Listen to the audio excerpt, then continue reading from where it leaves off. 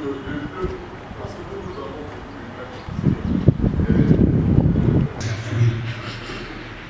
il faut commencer par les géants. Et ces géants... Une journée où la société civile devait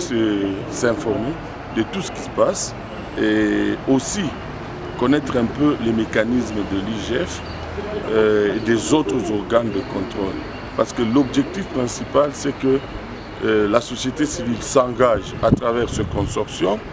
à accompagner tous les organes de contrôle qui veulent assez que le bien-être du Congolais soit rétabli. Et tous les dirigeants politiques, ceux qui ont les mandats de l'État, ceux qui gèrent les biens de l'État, devront savoir que désormais la société civile va s'organiser en consortium sur le plan national afin de faire le suivi du train de vie de chacun d'eux. Et ceux qui vont continuer à vouloir voler l'argent de l'État pour s'enrichir, ils vont être détectés, ils vont être dénoncés et les autres pourront être mis à la disposition de la justice. Donc nous pensons que accompagner les organes de contrôle nous permet d'entrer en possession de ce qui est volé, qui est détourné, qui appartient aux citoyens congolais. Vous avez constaté que nous avons regroupé les membres des organisations de la société civile,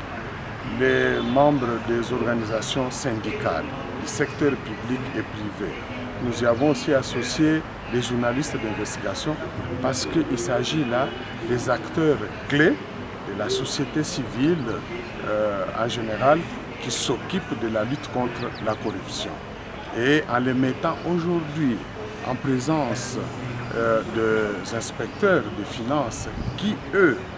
font les contrôles,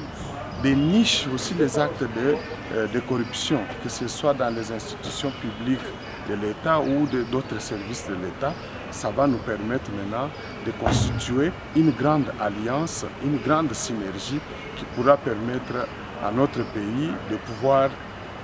espérer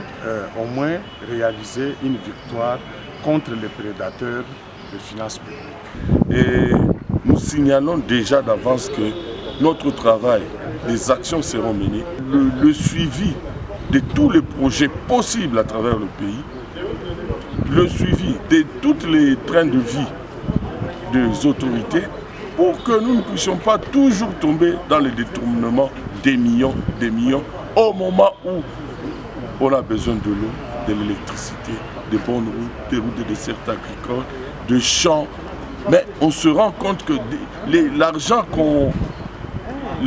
détourné est plus important que même les petits projets qu'on peut réaliser dans ce pays. La particularité de l'atelier d'aujourd'hui consiste en ce que, en dehors du renforcement des capacités des acteurs de la société civile ainsi que des syndicalistes du secteur public et privé, nous avons associé deux inspecteurs, vous le savez, de l'inspection générale des finances pour qu'ils puissent aussi informer les participants sur les attributions, les missions ainsi que les actions que mène l'inspection des finances, mais aussi qu'ils sachent quels sont les canaux par lesquels ils peuvent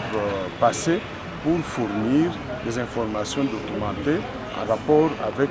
les faits de corruption, de détournement de deniers publics à l'inspection générale des finances afin de permettre à celle-ci de pouvoir s'engager, mener des contrôles et identifier éventuellement les auteurs et les complices.